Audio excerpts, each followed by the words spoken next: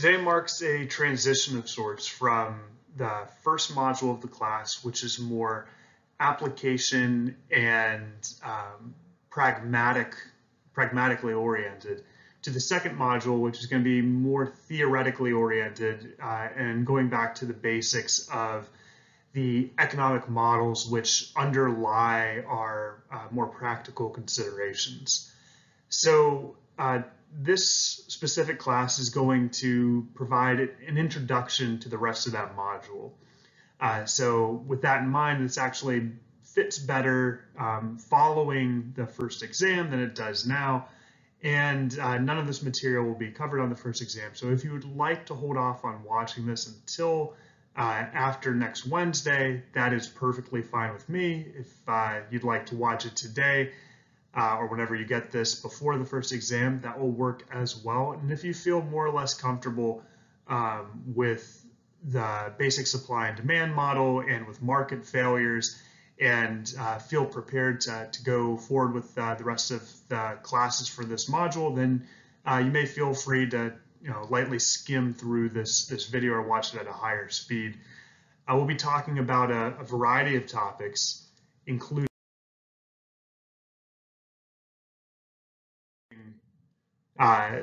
first of all, that basic review of microeconomics from the supply and demand perspective, which will consist of studying demand, supply, and then where they meet with the markets and the creation of market equilibrium. We'll then be discussing the implications of that market equilibrium as implying economic efficiency and benefits and costs on the margin before discussing that equimarginal rule. And we're going to see variants of the equimarginal rule throughout the next couple weeks, but this will be the baseline rule which we use to guide our economic analysis from a theoretical perspective. This will then motivate a brief conversation about market failures, which will kind of sketch the outline for the following weeks. And we'll briefly touch on the prisoner's dilemma as well, as this class does not have any sort of game theory prerequisite. And I feel like to do that justice, to properly incorporate a game theoretic approach to environmental economics would probably be biting off a little bit more than we could chew. So we're going to basically just have a 5 or 10 minute conversation about game theory, environmental economics, what its role would be. But outside of that, we're going to take this neoclassical or classical economic perspective that one's best decision isn't going to depend on strategic coordination with other actors, but rather on the environment around them and the conditions in which they exist. So to go back to the beginning, to get back to the basics of economics, we want to think about how markets work. And that really, I think, is the perspective of the textbook which I've selected for this class, which isn't thinking about more in-depth principles of environmental economics or what's on the cutting frontier of certain methods, but just reinforces that connection between environmental concerns, environmental problems, and markets, and the insight and the advantages which markets can provide to help alleviate some of those environmental concerns. So markets are going to be a place where a group of buyers and sellers of a particular good or service can interact. And you can think of this as being a traditional market where you've got a variety of sellers of different spices and produce and meats, and you've got buyers going around to each market stand. This could be Amazon, where you've got your selection of all kinds of similar goods that you can buy, and the sellers are facing millions, if not billions of people that are interfacing with that technology and able to buy their product. But in general, they're going to be similar in the sense that the buyers as a group are going to determine the demand, and the sellers as a group will determine the supply of the product. And they'll be making those decisions in reference to different underlying incentives. So I want to be very clear about one thing, and that is that when we appeal to the wisdom of markets or rely on markets to impart some sort of advantage to a particular condition, to a scenario, we are implicitly referring to competitive markets. That when we deviate from perfectly competitive markets, having free exchange of goods and services on the market isn't necessarily going to be an improvement over whatever the status quo was before that. And so we're going to be spending more time at the end of class today, and really over the next several weeks, this is going to be our point of departure, discussing how markets can fail to be competitive. But for now, for the following slides, just keep in mind that when we think of an efficient market outcome from a competitive market, we are relying on the assumption that there are numerous buyers and sellers, and that each seller has a negligible effect on the price, as does each buyer, and that these are going to then be indicative of price-taking behavior rather than price-setting behavior. And that these buyers and sellers are going to negotiate and have choices over similar substitutable goods, that there's going to be what we would call homogeneous goods that are going to be differentiated by their price and less by their qualities, which would then define a separate market. So with that in mind, let's now turn our attention to those basic underlying forces that producers and consumers exert on the market, which are supply and demand. Okay, so let's first consider the demand side of the equation. So we are going to think of consumers as contributing to demand by choosing combinations of goods and services to consume to maximize their utility.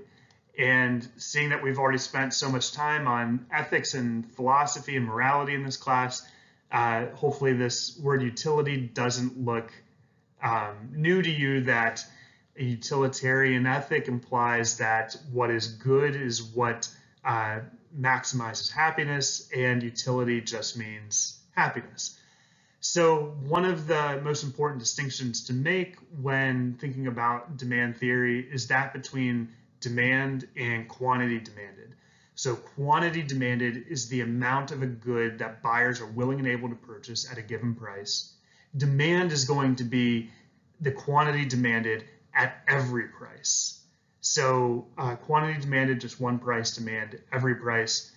And the law of demand is going to suggest that all else being equal, the quantity demanded of a good falls when the price of that good rises. And so this is intuitive, right? And it stems from the basic nature of human existence as being one of scarcity. And really the study of economics is the study of how we respond to scarcity, that given a limited budget, given limited resources and unlimited wants and needs, we have to choose how to allocate our resources to meet those wants and needs, and to make those trade-offs. And we respond to the incentives of prices to minimize our expenditures that are necessary to reach a given level of utility.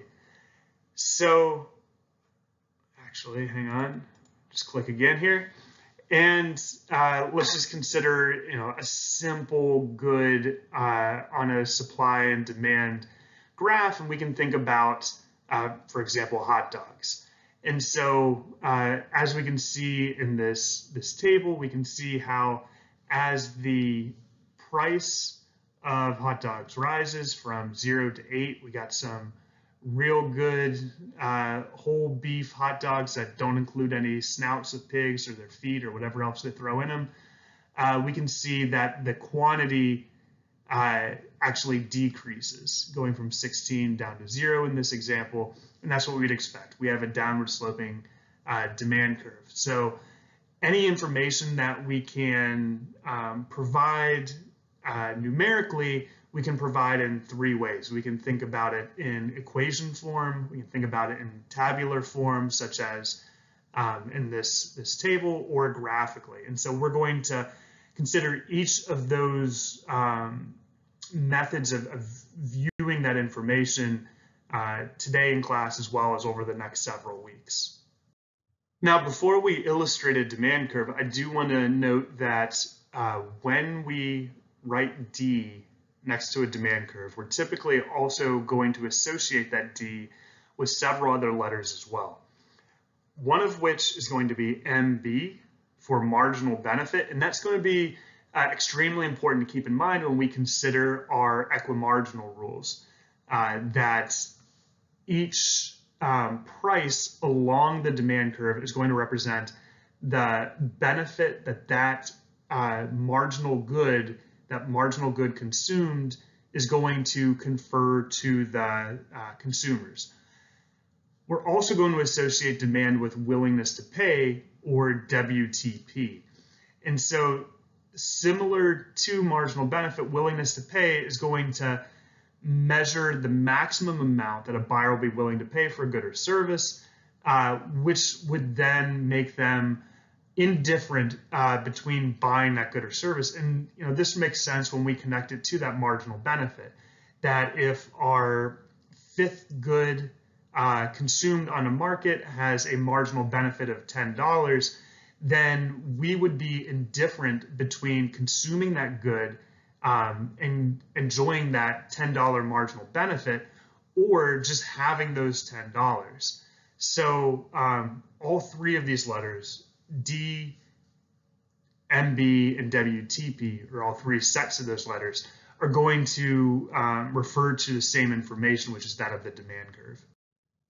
So when we illustrate this graphically, we can see that the law of demand holds and that there's an inverse relationship between price and the quantity demanded, and that the combination of all of that information, of all of the quantity demanded at every price, is going to represent the demand curve, which we can also write as the marginal benefit curve or the willingness to pay, or the marginal willingness to pay.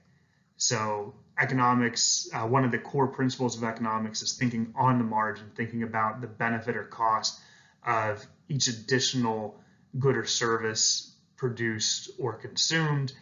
And here we can use that same perspective that we discussed in an example from the previous slide, and realize that for the 10th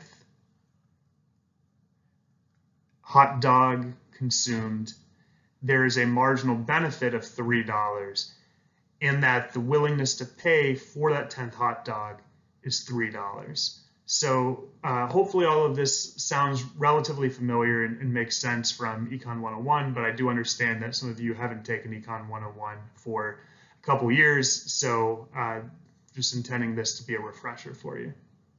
So what I'd like to do now is consider the difference between changes in demand and changes in the quantity demanded.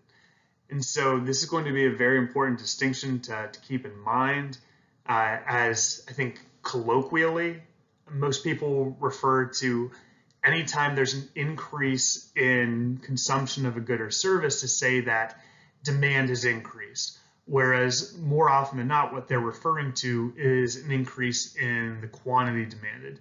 So we're going to be more precise with our language in this class, as that's going to help you better understand the economic fundamentals of what is occurring in a given situation. And so I'm just going to go over a brief review of what causes changes in demand versus what causes changes in the quantity demanded. So anytime that we see the demand curve shift to the right, we're going to say that that is an increase in demand. Demand curve shifts to the left, that is a decrease in demand.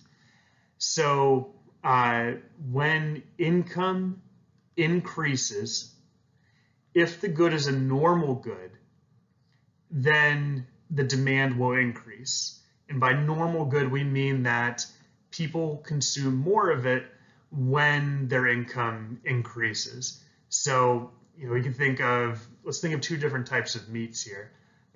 Maybe when people become richer, they consume more steak. I think that's probably a realistic assumption given the Western diet and how little steak we see consumed in parts of the developing world.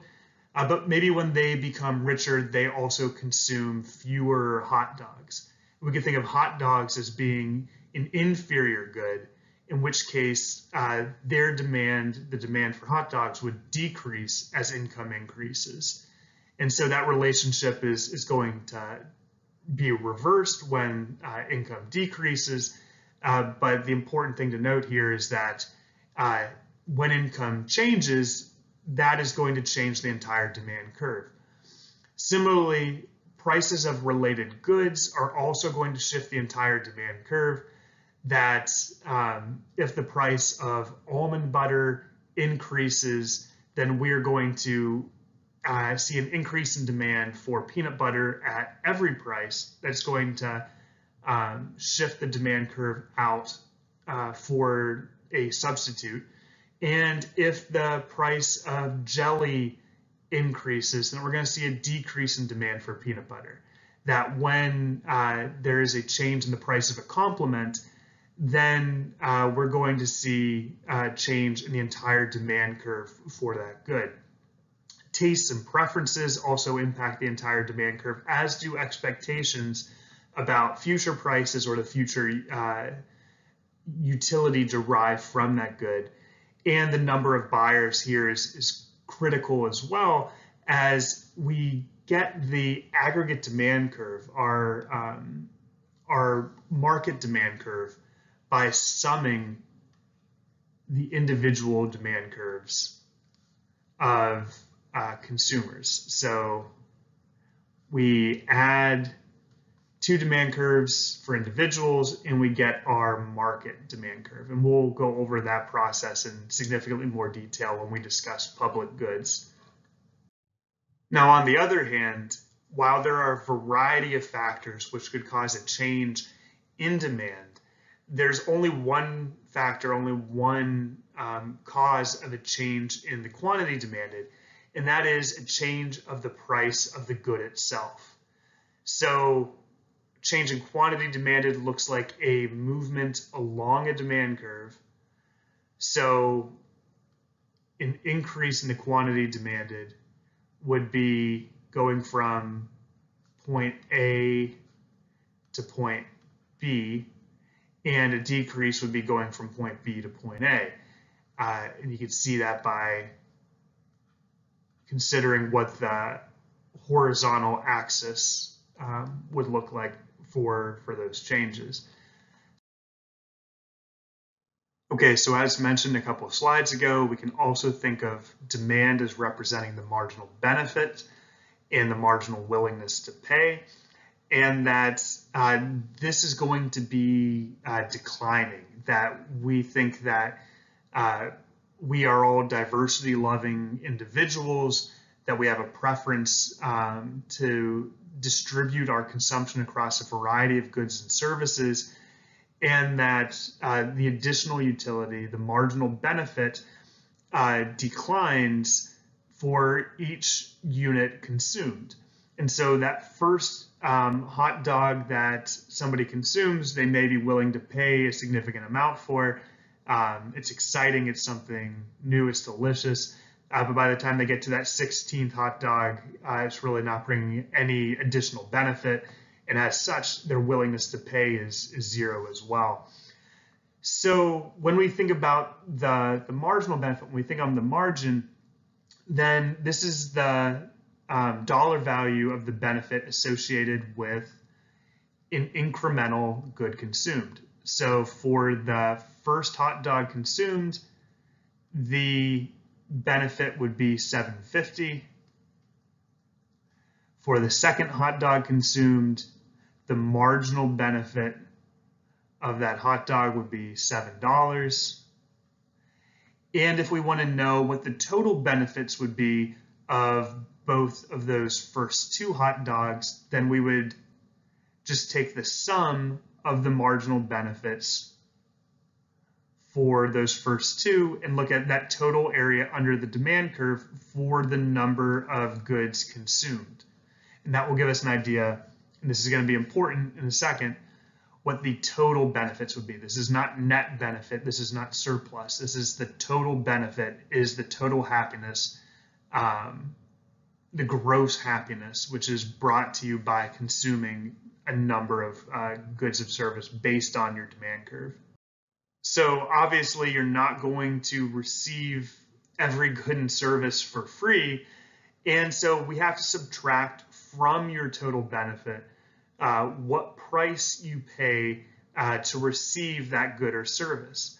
And so once we do that, then we get an idea of what the consumer surplus is. We get a better idea of what the welfare to a consumer is by considering their net benefits, by how much consumers benefit from buying something, what their total benefit of having that number of goods consumed is. We subtract from that the price that they have to pay to receive those goods and services. And so when we illustrate this graphically, we're going to be looking for the area below the demand curve and above the price. And so in perfectly competitive markets, we're going to assume that, and even in most non-perfectly competitive markets, we're going to assume that the market price is going to be constant for each good or service, each unit of the good or service, which is going to be produced or consumed. And so while consumer surplus doesn't directly tell us about utility or happiness, it's going to be close enough. I think the typical estimate is that it's going to be within 2% of what the measure of happiness would be, which goes beyond the scope of this class, but it's compensating or equivalent variation. It's higher level mathematics, higher level economics. But this consumer surplus is going to be like within 2% of the measure of happiness that we want to infer from the market. So for all intents and purposes, we're going to say that consumer surplus is what we are looking for, in addition to producer surplus. And so that brings us to the second half of the market, which is that of producers. And so thinking about supply theory, this is going to be very similar to demand theory in that the quantity supplied is going to represent the amount of the good or service that sellers are willing and able to sell at a given price, whereas supply itself is going to be a representation of the amount of the good or service that sellers are willing and able to sell at every price. And so the law of supply is actually, I think that there's more dispute about whether there actually is a law of supply in economics.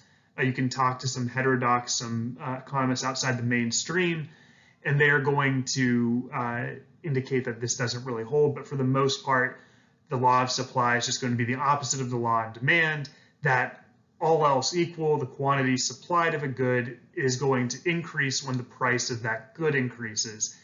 Producers are going to respond to a higher potential for profit.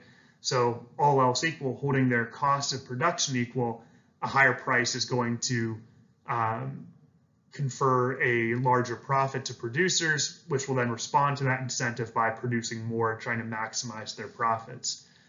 So we can see that once again in equation, numerical, graphical, or tabular form. We can see that as the price increases from $0 to $3, so too does the quantity of, for example, hot dogs supplied by the producers.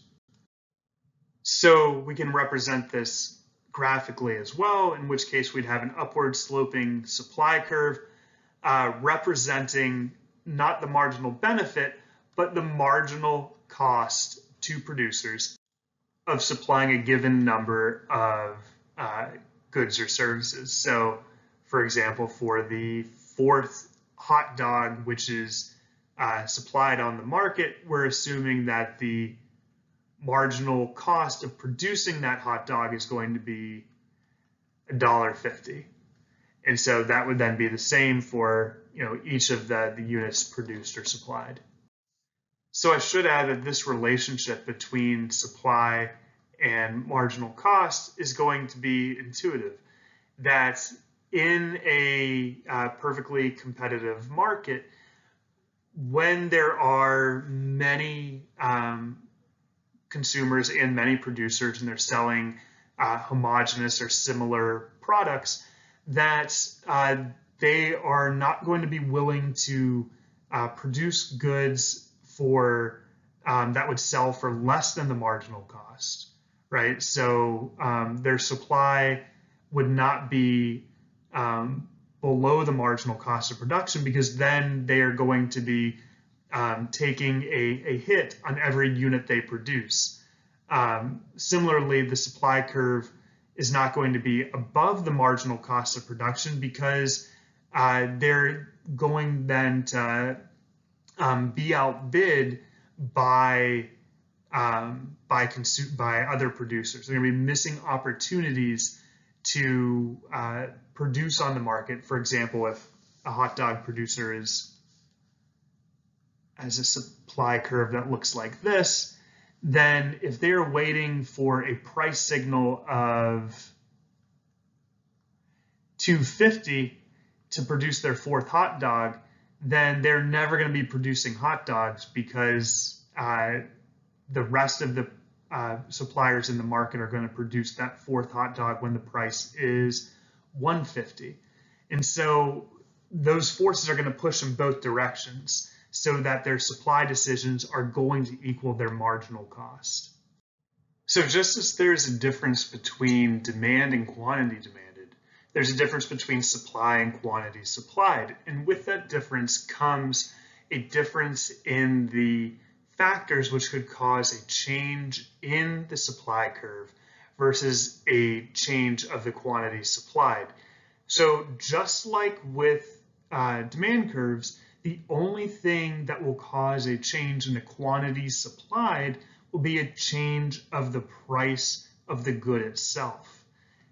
There are instead a variety of factors which could cause a change in the entire supply curve. Predominantly, we're going to think of cost as changing the supply curve, though similar to how we aggregate and find market demand, the same will occur with market supply, that if we increase the number of sellers, we're going to increase the supply, as well as expectations about the future are certainly relevant when we think about changes in the supply curve as well. However, remember that if we say that the supply is increasing, that means that the quantity supplied is increasing for every price. This is, I think, one of the most common mistakes that people can make when just colloquially discussing economics. And just like we have a measure of consumer surplus, we have a measure of producer surplus. And this producer surplus is going to measure the difference between the market price, which the producers are able to command for their goods and services, and the marginal cost which it takes to produce those goods and services. And so, for example, you could think of this as basically just being pure profit for the producers, that if they're able to produce their second good, the second hot dog, for $1, and they're able to sell it for $3, then that is going to provide them of a surplus, a profit of $2 for that hot dog. And when we look at what the sum of that surplus would be for all 10 hot dogs sold, and we aggregate them, then we get an idea of what the total producer surplus would be in that market. So to make sure that you are comfortable with this difference between a change in an entire curve and a change in a point along the curve, I've provided an exercise here that you can pause the video and complete on your own time, and I'll provide the answers to on the following slide. My apologies to those of you who took Econ 101 with me last term, as this will be an exact copy of what I covered in that class, but hopefully you don't need the review as well. So yeah, once again, just go ahead, take the time to attempt these on your own. I would recommend illustrating a supply and demand graph for each of these scenarios and indicating whether the scenario is representing a movement along a curve or a change of the curve itself, and which curve. All right, so hopefully you've taken the time to pause this. However, if you feel like you don't need the review or you've already completed the exercise, let's just briefly go over what the answers would be. So for problem 1, we're looking at as the price of airline tickets rise, airlines will add more flights. And so starting off with just a basic supply and demand graph, we know that what is driving the change in the market conditions here is the price of airline tickets increasing, and we're considering the market for airline tickets. So we know that what is changing is the market price, and anytime that the change in market conditions is driven by a change in the price of the good itself, we have a change in the quantity demanded or quantity supplied, and we know that price is increasing, airlines are adding more flights, and so equilibrium is shifting upwards and to the right. So we have an increase in the quantity supplied.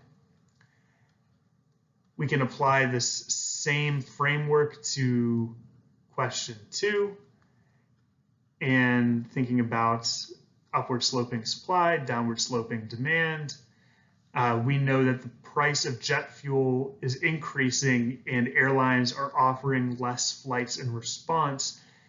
And that is clearly an example of an increase in costs of airline ticket production. The airlines will have to offer tickets at a higher price to compensate for that increase in their marginal cost. And anytime that that is the case, we have a reduction in supply and a leftward shift of the supply curve. Looking at the third question, here the catalyst is the real estate boom when home prices increase. And so since we're looking at the market for homes, then the catalyst, what's changing the market conditions, is a change in the price of the good itself, which is increasing. So just like question 1, this is going to represent a change in quantity supplied or quantity demanded. And just like question 1, we see an increase in price and an increase in the equilibrium quantity. So we know that that is going to be an increase in the quantity supplied. Just put a decrease in supply itself up here. So for question 4, once again, we can start off by illustrating basic supply and demand model. And we can see that as a sharp rise in the price of gasoline leads many commuters to join carpool lanes in order to reduce their gasoline purchases. And we're looking at gasoline. Hopefully it's getting clear by now that what's driving the situation, you focus on the word leads here and the words preceding the word leads as indicating what the catalyst is. We're looking at a sharp rise in the price of gasoline in the market for gasoline. So that is going to represent a change in the price of the good itself. However, contrary to questions 1 and 3, this is leading to commuters joining carpool lanes to reduce their gasoline purchases. So we're seeing equilibrium quantity decrease, which is going to indicate that equilibrium is shifting up and to the left, and we have a decrease in the quantity demanded. And finally, we can take a look at scenario 5, which is looking at taxi rides decreasing in Chicago after Uber is introduced. And you could essentially think of this as being a related good, in this case a substitute, that taxis and Ubers are pretty clearly substitutes, and that before Ubers existed in Chicago, their price was essentially infinite. There wasn't a price that you could pay to be able to get that good, so it's an infinite price. And now that there actually is a price, doesn't matter how high it is, it's not infinite, so it's less than infinite. It's a decrease in the price of a substitute, which is going to increase the entire demand curve. So consumers are going to be willing to pay,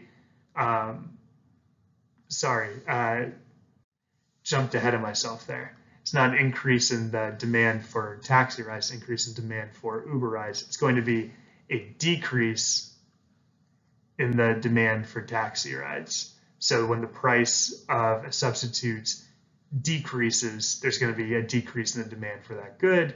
And so we see a decrease in demand. So hopefully these all made sense to you and you're getting more comfortable again with that supply and demand framework. And we'll need that familiarity going forward.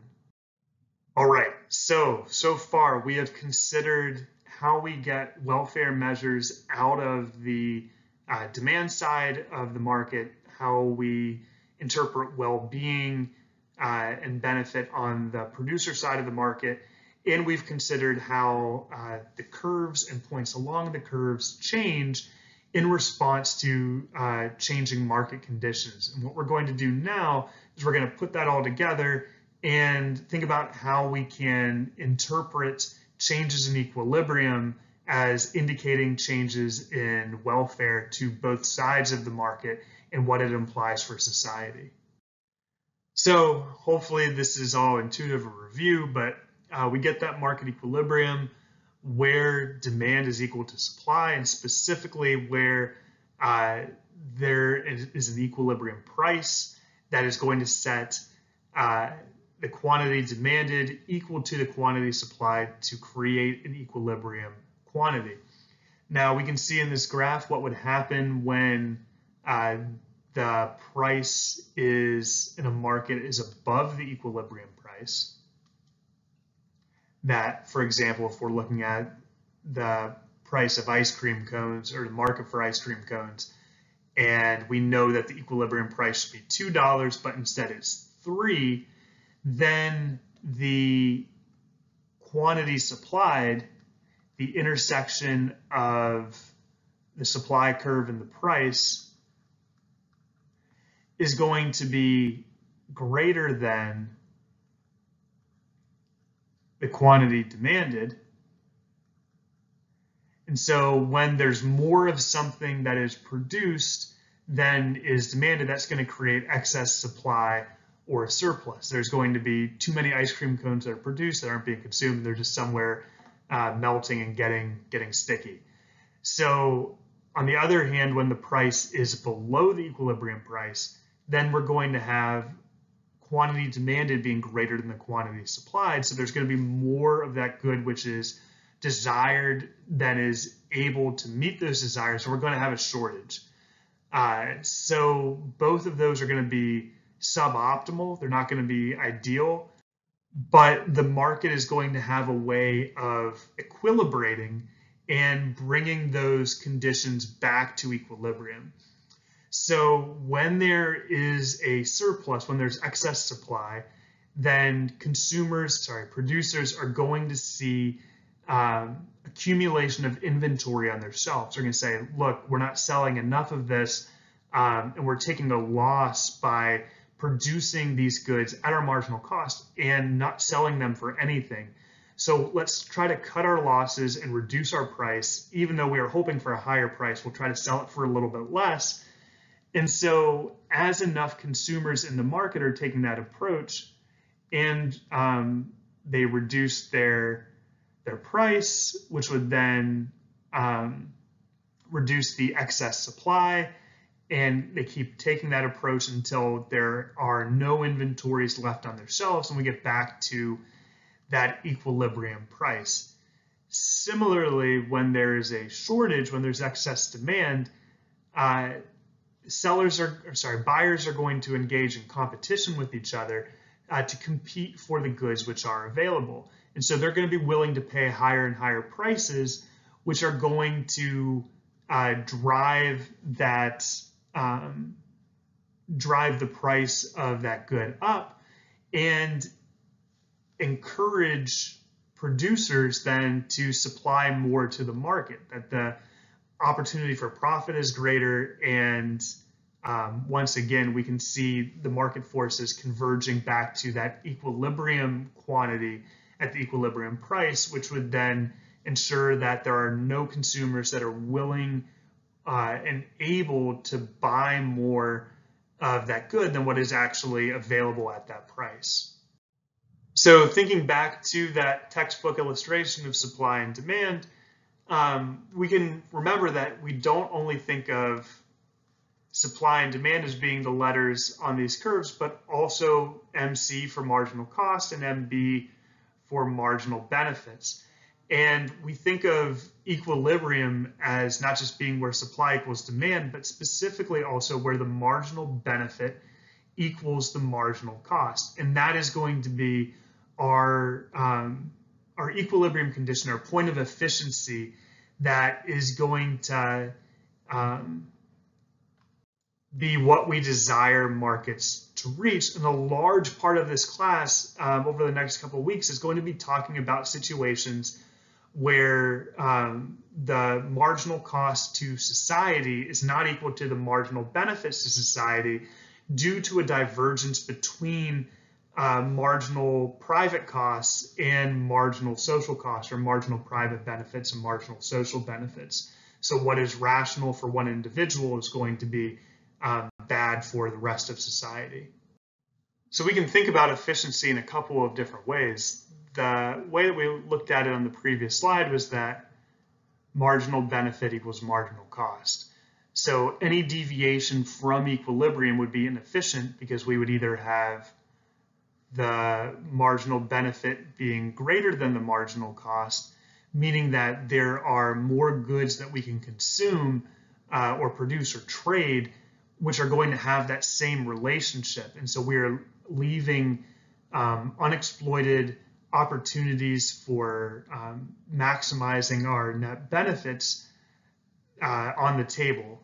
And so the other condition would be marginal cost is greater than marginal benefit, in which case we've clearly produced or consumed too much, and we're taking a loss with each additional unit which is traded. So we're striving for this condition where marginal benefit equals marginal cost. And it's also at that point that we're going to be able to maximize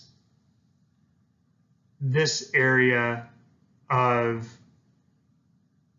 net economic surplus, or I guess of the total surplus to both producers and consumers. And as we can see, as we deviate from that quantity or that price, for example, if we moved from 6 ice cream cones down to 4, then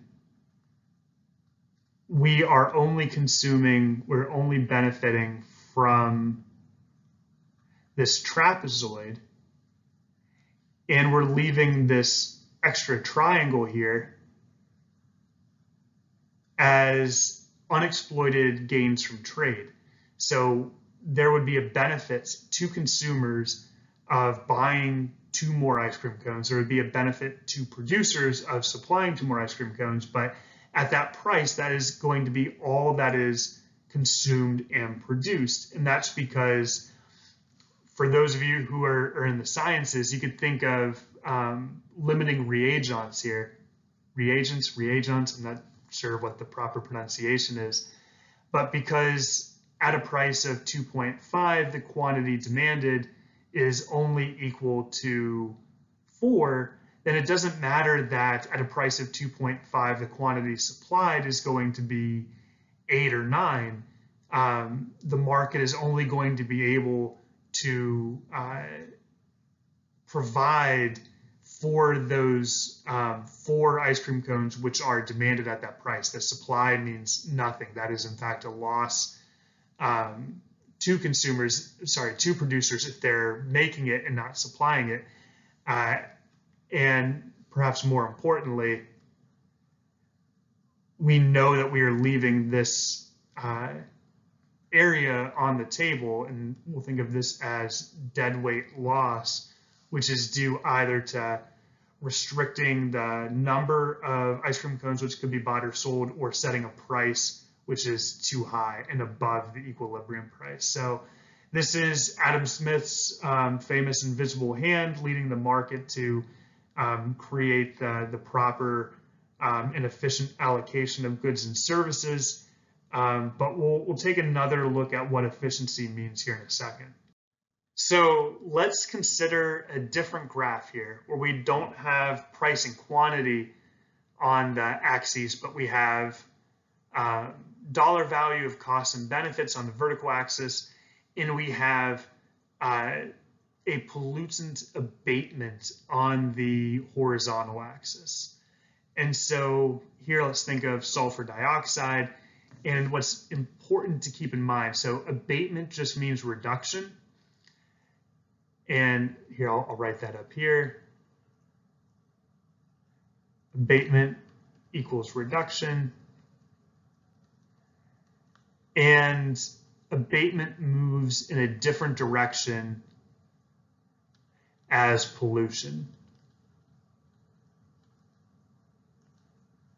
If abatement is increasing from left to right, then pollution is decreasing.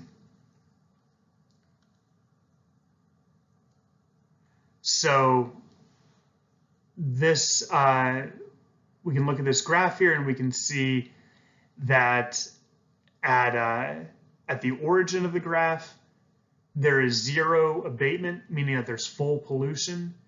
And when we go to the far extreme of the graph, there is 100% abatement, or there is 0 pollution.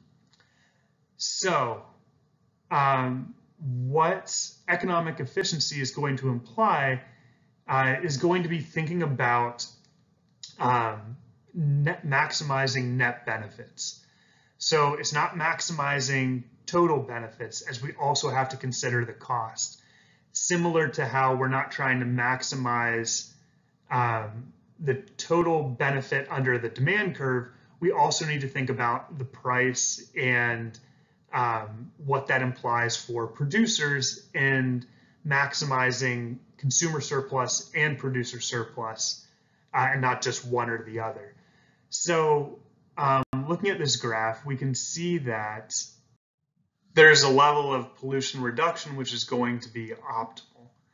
And so keeping in mind here that we're taking an approach to the valuation of nature that is instrumental rather than intrinsic, and thinking about how nature impacts human well-being and us having limited resources to spend on a variety of facets of human life and fulfillment, being education, healthcare, the environment. We want to think about what the benefits of pollution abatement and costs of pollution abatement would be. And we can illustrate that this is unlikely to be at a point of complete pollution abatement, at a point of 0 pollution, because the costs of finding that very last bit of pollution and removing it are going to be significant, right? So we think of costs as increasing at an increasing rate and benefits as increasing at a decreasing rate, and implying that there's going to be some point in the middle where the difference between the benefits and the costs are going to be maximized. And this point is going to set, if we look here at the slope of the total benefits and the slope of the total cost, we could see at these 2 points, if we drew a tangent line, they would be equal if I could draw that precisely. And so this implies that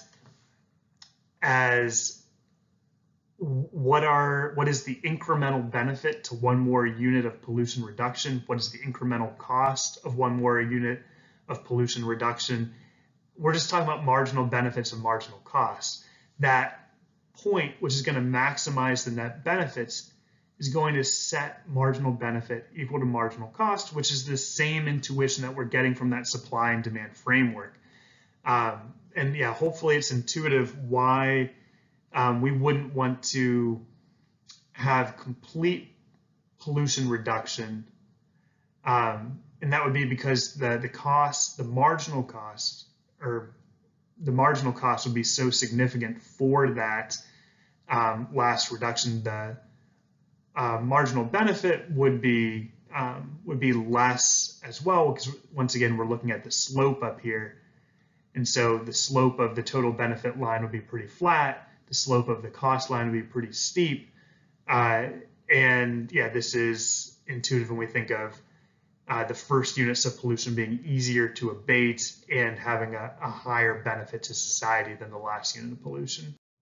So just to review everything which we just illustrated on the graph, when we think about marginal benefits and marginal costs, the marginal benefit is going to be the benefit which is derived from an incremental or additional unit of the good, which in this case is going to be pollution reduction. And the marginal cost is going to be the cost of providing an incremental unit of the good. So what is the cost of providing one more unit of negative pollution or pollution abatement?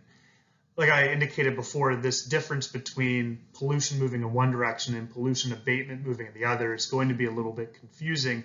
But just keep in mind, anytime you see the word abatement, you want to think of negative pollution as being the good that's produced. We also want to keep in mind that the marginal cost is a slope of the total cost function, marginal benefit is the slope of the total benefits function, and we can maximize net benefits, net surplus, when we set the marginal cost equal to the marginal benefit.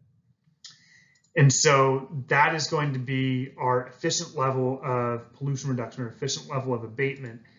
And this is going to be our first equimarginal rule, which we are considering. As I indicated earlier in class, we're going to have a couple of different equimarginal rules throughout the rest of class. And this is just going to be that net benefits are maximized when the cost of an additional unit is equal to the benefits of an additional unit. And we can see that not only with the pollution abatements as illustrated by total costs and total benefits, but when we would put this on a supply and demand graph where we have the upward sloping supply curve as representing the marginal cost and the downward sloping demand curve as representing the marginal benefits, as indicated previously in class.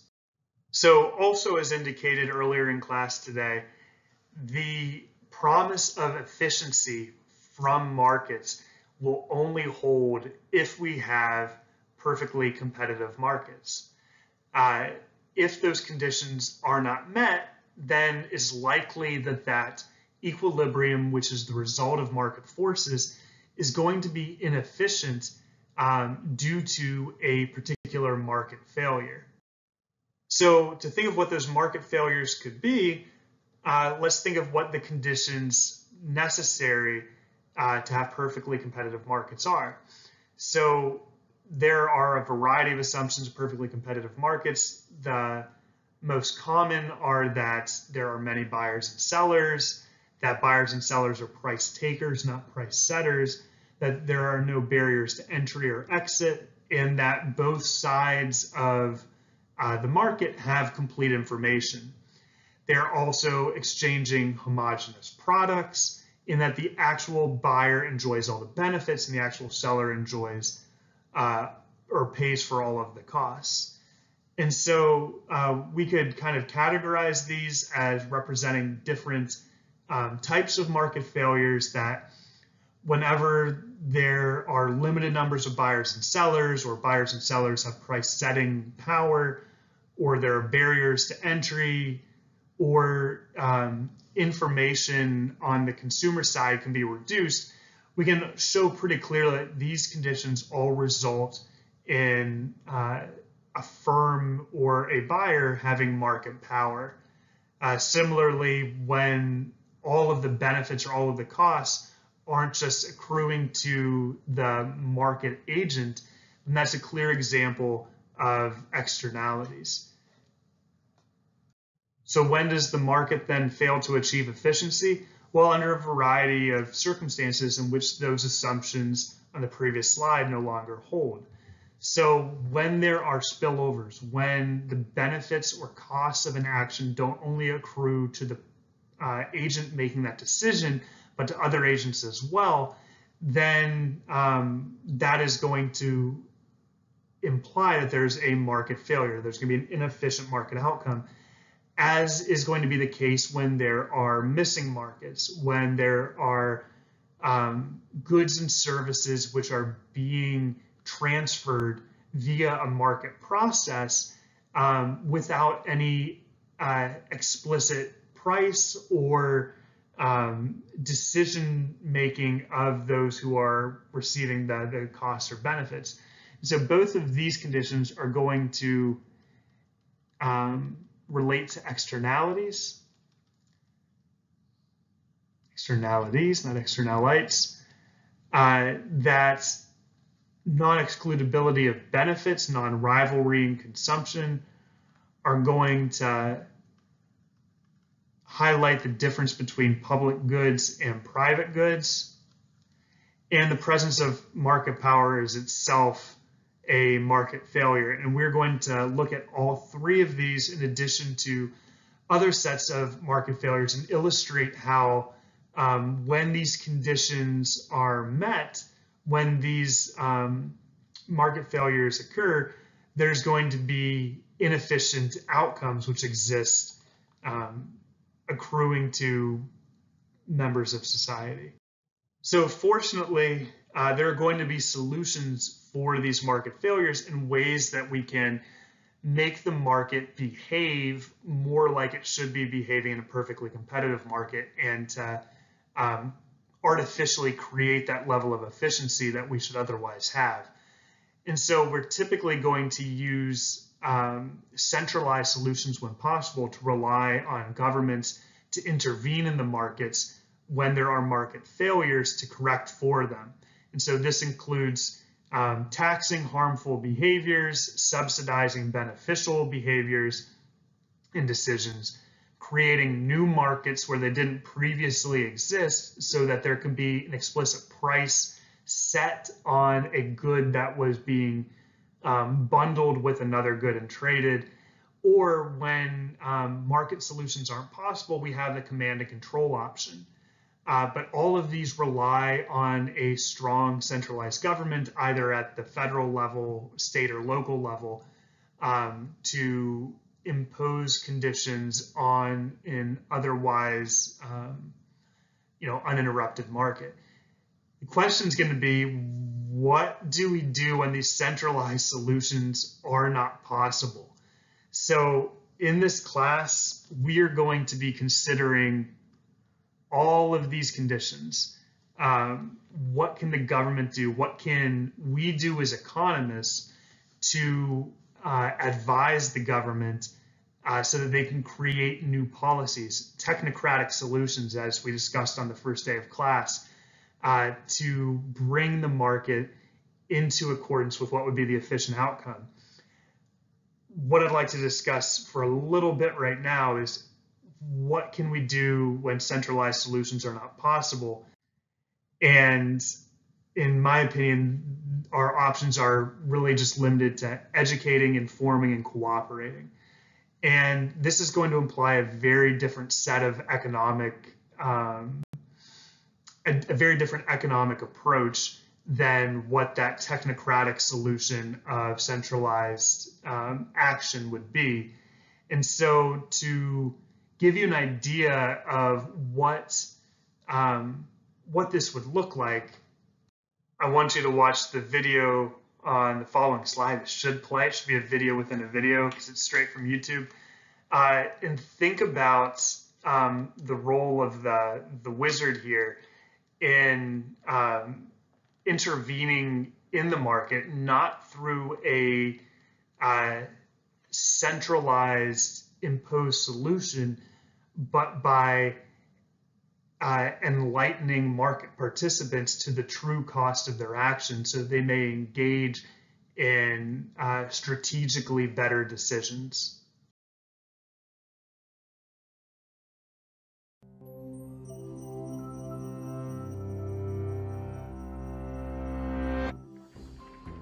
Two perfectly rational gingerbread men, Crispy and Chewy, are out strolling when they're caught by a fox.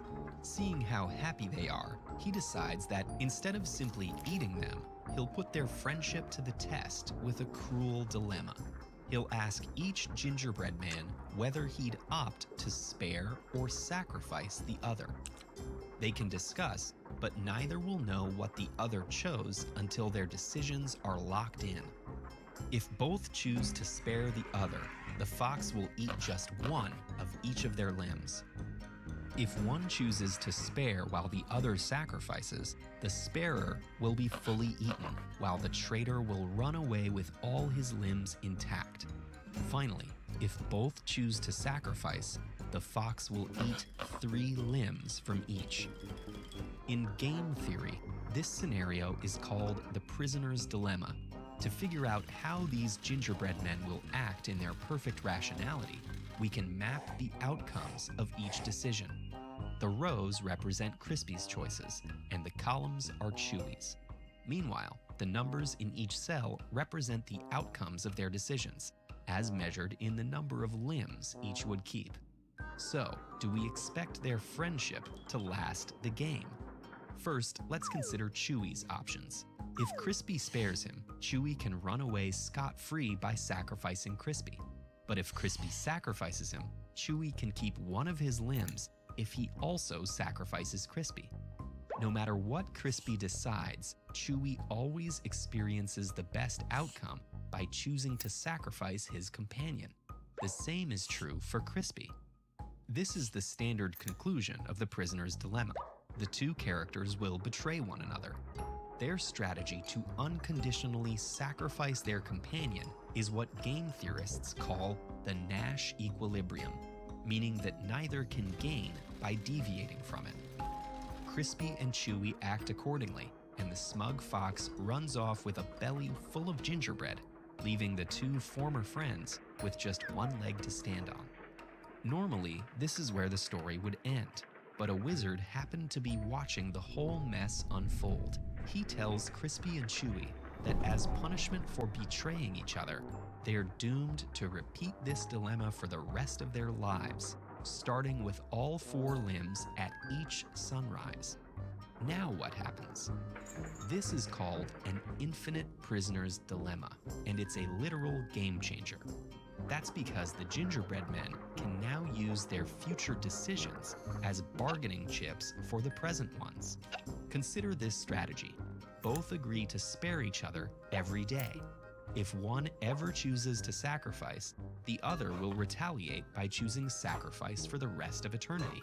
So, is that enough to get these poor sentient baked goods to agree to cooperate? To figure that out, we have to factor in another consideration. The gingerbread men probably care about the future less than they care about the present. In other words, they might discount how much they care about their future limbs by some number, which we'll call delta. This is similar to the idea of inflation eroding the value of money. If delta is 1/2, on day 1 they care about day 2 limbs half as much as day 1 limbs. Day 3 limbs 1/4 as much as day 1 limbs, and so on. A delta of 0 means that they don't care about their future limbs at all, so they'll repeat their initial choice of mutual sacrifice endlessly.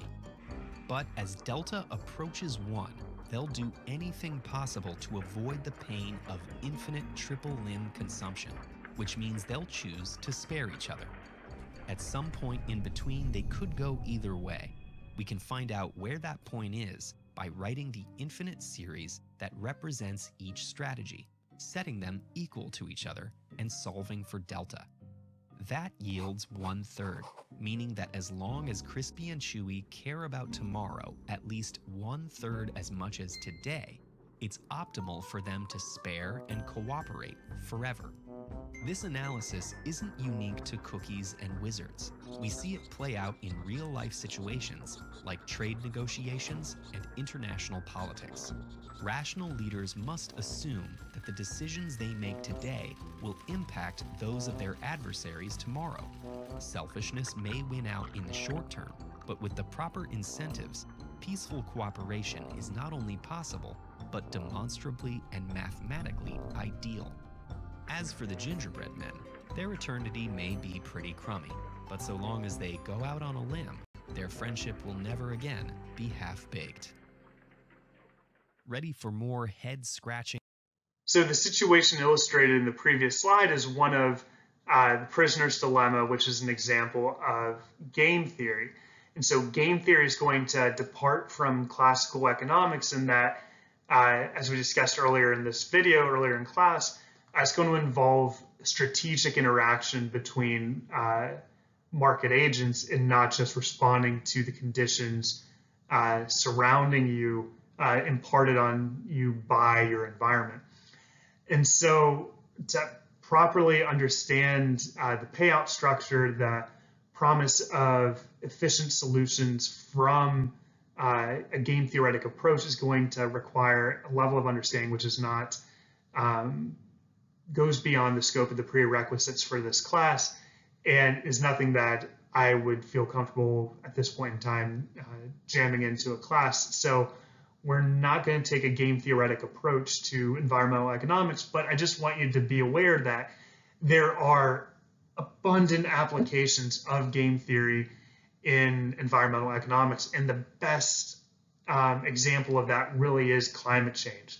That there is no centralized solution available with climate change. There's no binding international authority that's going to require producers in every single country to engage in clean technology or consumers to reduce their consumption of goods which were produced with dirty technology. And we're going to rely on the strategic interaction between individuals and thinking, or between individual countries, even knowing that the dominant strategy is always going to be to not abate or not transition to cleaner technology as long as that cleaner technology is more costly. So we're entering a paradigm shift where that's probably not going to be the case going forward. But in the absence of that centralized solution being imposed on us, it's going to rely on all of our constituent countries of the world being aware of what the cost of our actions would be and trusting each other to engage in a cooperative solution.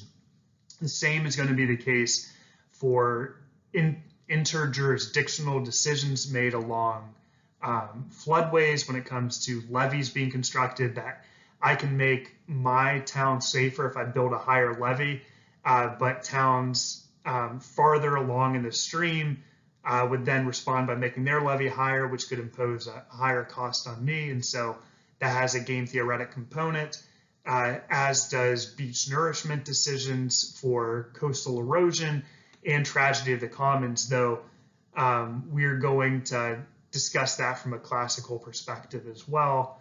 So there's not really, it's kind of a false dichotomy, I guess, between questions which could be considered with game theory versus those which could be considered with classical economics.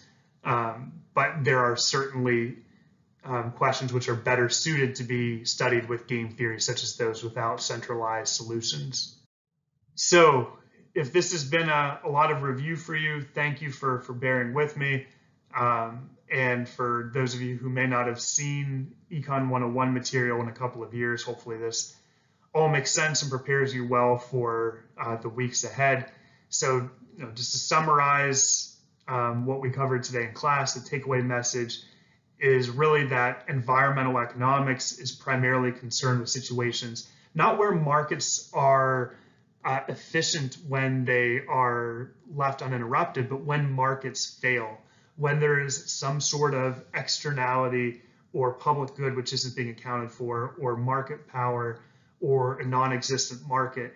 And we can use the insight of economists then to improve an environmental outcome by making a market more efficient and fixing a market failure. And so when those markets fail, the distribution is no longer efficient, and the private and the social optimal do not align when the markets fail. And this is largely going to be what inspires our next class on externalities, is a deviation between private incentives and private welfare and the social welfare. And so with that in mind, if you're watching this after the first exam, you'll have another video released very shortly where you can then apply this knowledge to the case of externalities. So thank you all for bearing with me today. Hope that the video, this general video, and the little fox eating the gingerbread people was entertaining enough to watch. And feel free to message me with any questions, and we will see you on Monday.